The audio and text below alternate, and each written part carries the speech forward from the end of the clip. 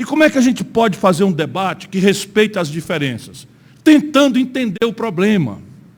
Porque se a gente não entender o problema, nós vamos atirar para todo lado e não vamos acertar no alvo. E qual é o problema do Brasil? O problema do Brasil é que nós estamos caminhando para o futuro cada vez mais complexo, cada vez mais desafiador, sem a guia de um projeto, de um plano de voo. Hoje, nem uma bodega das pequenas, um pequeno armazém, é possível sobreviver se ele não compreender as ameaças e oportunidades do seu ambiente, do seu ecossistema, e se planejar para ir por aqui e para acolá, responder desse jeito ou daquele jeito, as ameaças, aproveitar as oportunidades nos prazos, metas, objetivos, etc, etc. Pois essa grande nação, de 206 milhões de bocas e almas, maravilhosa, extraordinária, assentada no território absolutamente generoso, como não há no planeta Terra, talvez a América do Norte tenha coisa parecida, a realidade física do Brasil, nós nessa situação. Vamos lá, como é que a gente examina o problema? Vamos puxar um pouquinho a história do Brasil para nos ajudar. Em 1980, portanto, ontem tenho repetido, para ver se a gente cria uma percepção do problema, porque se a gente achar o problema, vamos brigar sobre que tipo de remédio é, se é caso de cirurgia, mas a gente faz pelo menos um acordo para entender o problema. Em 1980, o Brasil representava, com 130 milhões de habitantes, 1% do comércio do mundo. Isso é um sintoma internacionalmente reconhecido para comparar os países. E a China, no mesmo ano, 80, com 800 milhões de habitantes, representava o mesmo 1% do comércio do mundo. Hoje, ou seja, nós éramos mais ricos e desenvolvidos naquela data do que a China. Hoje, o Brasil representa, de 1980 para cá, os mesmos 1% do comércio mundial, e a China já representa, dentro do mesmo planeta, mesmas oportunidades, mesmas ameaças, mesmas crises, a China já representa 12,5% do comércio mundial. Então, repare bem, de 1980 para cá, o Brasil não mudou a posição, era 1%, continuou 1%. E a China pulou de 1% para 12,5%. Quem é que está certo? Eles ou nós? Não estou dizendo para a gente copiar as instituições chinesas, não existe transplante de instituição. Cada país é um país único, tem sua própria história, suas manhas, suas identidades, suas culturas, seus conflitos políticos, e o jeito de organizar suas instituições, cada um tem que fazer o seu. Mas o tipo de organização da economia política, ou seja, como é que você organiza a relação do Estado com a economia privada, com a iniciativa privada, como é que você engaja os trabalhadores, como é que você envolve a universidade neste projeto, aí são bem pouquinhas alternativas, é um menuzinho de 4 pratos. 5 pratos e olhe lá, não tem conversa de 50 mil instituições diferentes. Ou você tem uma Coreia do Norte, que diz assim, negócio de iniciativa privada não existe, quem se meter aqui a ser empreendedor individual está morto, é criminoso, vai levar um tiro na testa como criminoso, e é tudo estatal. Só tem a Coreia do Norte, eu não sei mais qual é o outro que tem hoje em dia, tem um guetozinho acolá e tal. Mas vamos citar. Qual é o outro país do outro lado, que não tem Estado na economia e que é só iniciativa privada? Não existe esse Estado. Existe muita mistificação, muita conversa mole, muita enganação, muita propaganda, especialmente na América do Norte. Então, a América do Norte faz para o mundo o discurso da livre iniciativa, do capitalismo turbinado, de que o Estado é uma impertinência, etc, etc, etc, etc. Tudo para inglês ver. Tudo para enganar besta, tipo nós aqui, ou pelo menos a nossa elite política brasileira. Porque todo mundo que olha a América sabe que não existiria a América do Norte sem a presença do maior Estado nacional do planeta. Sabe qual é o maior Estado do mundo? É o Estado norte-americano. Não porque tem estatais, não é essa a opção deles. Eles fazem de outro jeito. É o maior Estado do mundo porque eles têm o maior aparato de defesa do planeta Terra. E via compra governamental, a pretexto de defesa, financiamento dos exércitos, eles fazem um avanço tecnológico violentamente pesado com dinheiro público.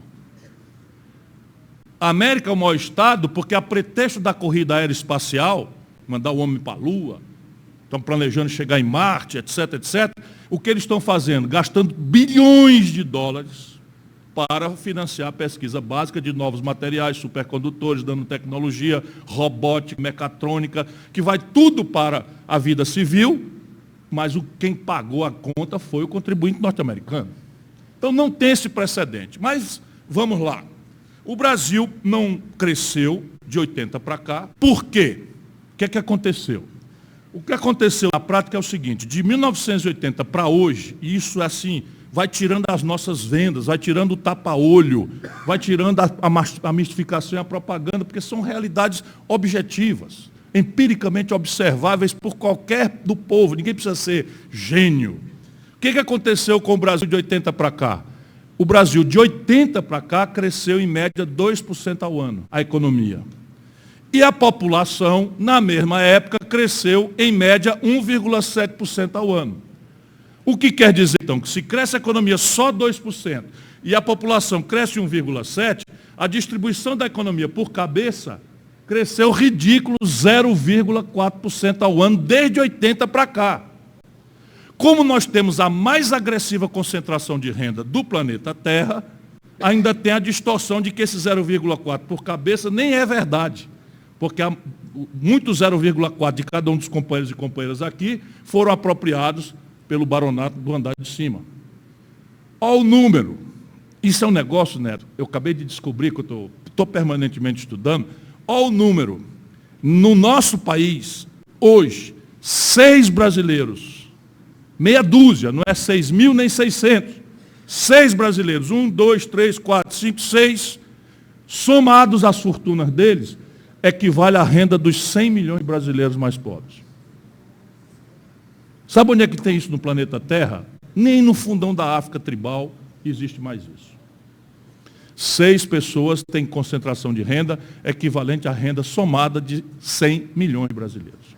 Se isto for verdade, parece que vai ficando claro que tem alguma coisa estrutural errada com o país.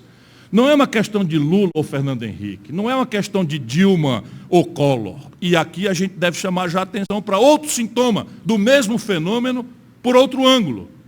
Nenhuma democracia do mundo elege 4 presidentes e derruba 2. Nós estamos com a taxa de ruptura na estabilidade política do país de 50%. Nós elegemos 4 presidentes na redemocratização para cá, derrubamos 2. 2 caíram sem cumprir o mandato por impeachment.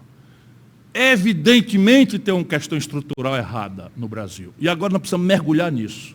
Entender isso daí, porque se a gente entender esse negócio que está errado, a pista da solução pula para desafiar a nossa inteligência e qualificar o debate do futuro. Que aí nós vamos ter que chamar todo mundo, Marina, Bolsonaro, Manuela Dávila, Alckmin, Dória, quem mais?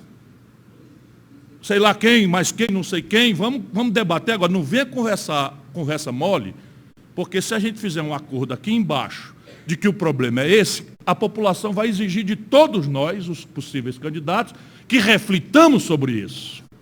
Porque não adianta nada eu estar com um cidadão doente, um paciente doente, com uma infecção urinária violenta, eu levar ele para um otorrino. O otorrino vai fazer o exame, vai olhar, está tudo certo, meu irmão, vá para casa, não tem problema nenhum com você aqui. Espera aí um pouquinho, tem uma febre aí, tem um problema aí, tem dor aí e tal. Não é um otorrino, tem que dar uma olhada no organismo.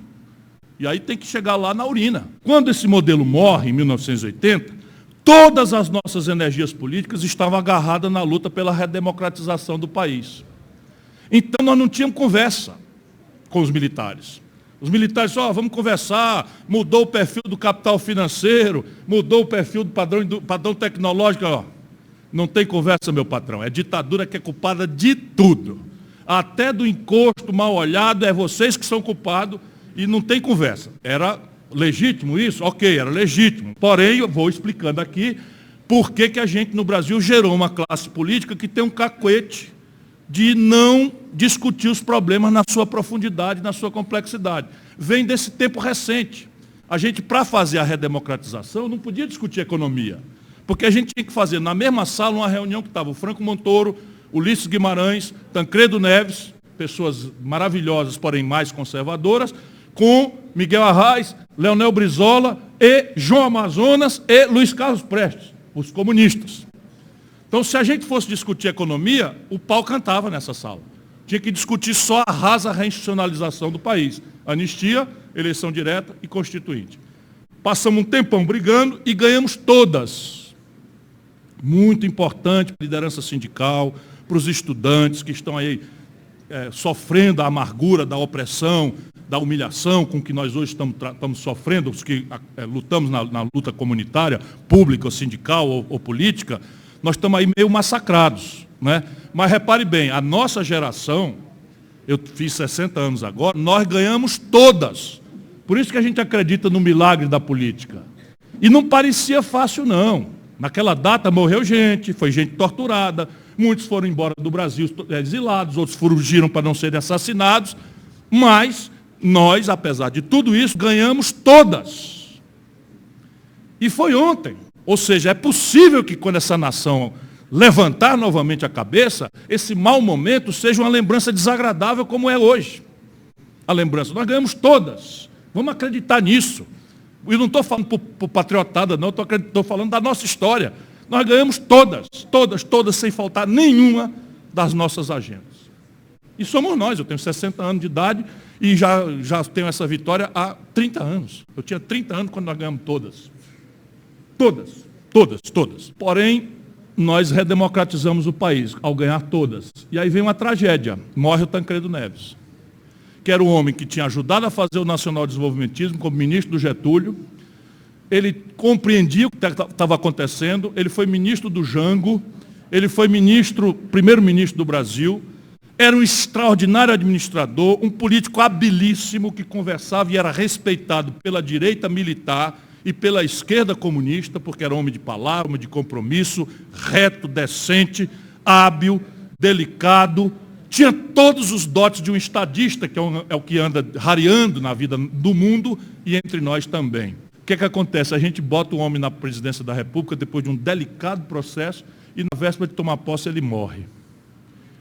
Isto faz com que a gente tenha que proteger o Sarney, que era um traidor do regime antigo, que nós tínhamos cooptado para o nosso lado para fazer a transição para a democracia. Então nós éramos responsáveis, porque não sabíamos se os militares iam engolir o Sarney, que eles tinham muito mais ódio do Sarney do que de nós. Porque de nós a gente era adversário. Os Sarney eles consideravam, como até hoje, um traidor do lado deles.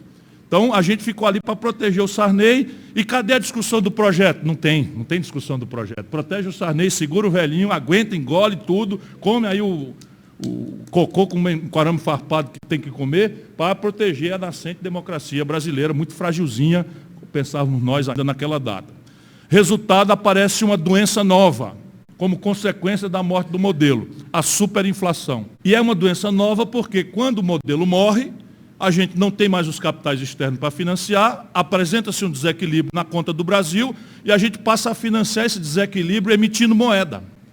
E isso gerou uma inflação altíssima, que no Brasil tomou uma perversão porque o baronato, antigo escravista, latifundiário, agora vira rentista urbano. Então o baronato suborna a política e cria mecanismos de correção monetária de títulos indexados, em que a inflação, que é uma doença da moeda que empobrece todo mundo, para eles é um ganho. Então fica o Brasil com a moeda para a classe média e para o povão, que é submetida à inflação até de 84% num mês. Ninguém hoje nem tem ideia do que significa você começar um mês, o seu salário 100 no dia 1º e no dia que você recebe está valendo 16. Num mês. E o cabo que patrocinou isso é consultor aí de banco. Chama Maílson da Nóbrega. Esse país é muito curioso, é muito engraçado. Não é? Maílson da Nóbrega, um velhaco que deu uma inflação de 84% num mês, é consultor de empresa. Não é? Como é que chama? Macrométrica, não sei o que e tal. Enfim, nem sei se o nome é esse mesmo. E aí nós tivemos uma longa febre, um longo calor, outro grande fogueiro, outra grande emergência que nos tirou da disputa, da discussão de um novo projeto. Até acharmos o Itamar Franco, que não tendo compromisso com a plutocracia, com o baronato, vai lá e tira o chão político desta jogatina, que era ganhar dinheiro com a inflação, e cria o Plano Real. Eu já era ministro da Fazenda.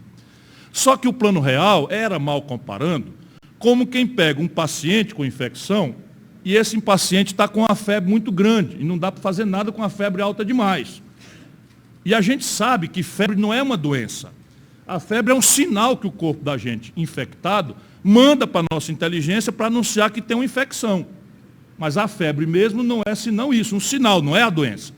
Então, mal comparando, a inflação era a febre de uma doença infecciosa que era a morte do modelo. E nós não teríamos jamais condição política de levar o paciente para a cirurgia, que era redesenhar o Projeto Nacional de Desenvolvimento, substituindo o velho modelo morto, com aquela febre daquele tamanho. Então fizemos o real e curamos a febre. E elegeu-se o Fernando Henrique. E aí começa a tragédia política brasileira 2.0. Qual é a tragédia política? Nós fizemos tão extraordinariamente a obra de curar a febre, que o Fernando Henrique pegou o paciente que estava precisando ser levado para a sala de cirurgia e levou para o samba. Foi para a farra, foi brincar, porque o real cessou imediatamente o imposto inflacionário, e isso imediatamente transforma a capacidade de consumo da população para cima, a população que tem o consumo deprimido fica feliz e tende a ficar grata ao político que parece ter lhe dado este milagre de 20 anos depois a inflação acabar. E aí fica todo mundo alegre, todo mundo feliz, e o político, então, em vez de discutir o projeto, transforma o seu momento de popularidade fácil num projeto de poder, introduz a reeleição, agrava dramaticamente o conflito político-partidário e começa a cindir o país em dois, porque o PT fica contra o real. Né? O PT, eu liguei para o Lula, Lula, tu está completamente enganado, a tua turma não está te orientando direito. Isso é antiga, essa confusão. Somos amigos, mas, porra, pense num cabo que não gosta de ouvir, né? Meu amigo Lula. Lula, vocês estão cometendo um erro histórico, como lá atrás cometeram o erro de não assinar a Constituinte, como lá atrás cometeram o erro de não apoiar o Itamar Franco, depois de lutar junto conosco pelo impeachment do Collor. Ora, se a gente luta pelo impeachment, qual é a consequência do impeachment? A posse do vice. Aí ganhamos o impeachment, na noite, na madrugada do impeachment, o Lula anuncia que vai para a oposição, achando que o Itamar ia se desastrar e que nós do PSDB, na época, íamos nos desastrar junto, e ele ia, o Brasil que se lasque, subir a rampa do Planalto como presidente da República na esteira do fracasso do real. Eu digo, irmão, você está completamente enganado, o real é para valer. Enfim, resultado prático, o Fernando Henrique quebra o Brasil. Ou seja, se isso for tudo verdade, aqui está claramente o diagnóstico para a gente resolver. O país precisa ter um projeto nacional de desenvolvimento novo. Esse projeto não pode mais se assentar em capital dos outros, por isso que eu passo mais tempo no diagnóstico. Nós temos que entrar numa dinâmica de elevar o capital doméstico. Isso se faz por um desenho novo do sistema tributário, um desenho novo do sistema previdenciário, não na direção de arrochar, mas de criar fundos de capitalização públicos sob o controle dos trabalhadores e um sistema tributário que cobre os seis. Vou dar exemplo prático para vocês, porque a gente vai precisar de vocês na hora que for propor isso. O Brasil é um de 2 países do mundo que não cobra tributos sobre lucros e dividendos. Os bancos têm lucros exorbitantes e não pagam. Só o Brasil e a Letônia. Qual é a explicação? Com todo respeito aos irmãos da Letônia, não parece ser um país pequenininho lá do leste europeu. No mundo, o imposto sobre herança dos ricos vai de 35% a 47% a alíquota. No Brasil, a alíquota máxima é 8% e só o Ceará cobra 8%. O Rio de Janeiro, quebrado, cobra 4% de herança sobre os ricos. Qual é a razão para isso? E aí é o seguinte, isso atinge 0,03% da população. 0,03% seriam atingidos pela progressividade do imposto sobre heranças e pela progressividade do imposto sobre lucros e dividendos. Só que essa gente é que controla as televisões, os jornais, e eles vão para cima que o povo, que nós vamos aumentar imposto para aumentar a roubalheira dos políticos, e que o Estado está grande demais, que é preciso não sei o quê, então a balela toda vocês conhecem. E, por fim, sair do desequilíbrio da dependência externa significa retomar a indústria no Brasil. Porque nós tiramos em 80, 30% da nossa riqueza da indústria, que é quem paga os melhores salários, remunera melhor, né, os seus trabalhadores, e paga mais impostos, porque é quem agrega valor. Pois bem, hoje, o que já foi 30%, está reduzido a 8%. O Brasil está se desindustrializando de uma forma grave, de maneira que nós voltamos ao patamar de 1910, que era 8% do PIB tirado da indústria. Todo o esforço nacional desenvolvimentista, sob o ponto de vista proporcional, foi esterilizado como proporção, naturalmente, da riqueza nacional brasileira. Isso quer dizer que o Brasil tem que retomar a indústria e nós temos, ao contrário de muitos países, caminhos para isso. Já também mencionei no diagnóstico. Qual é o sentido de exportar petróleo bruto barato e importar gasolina? Nós temos que verticalizar a produção e o complexo industrial do petróleo e gás e da bioenergia.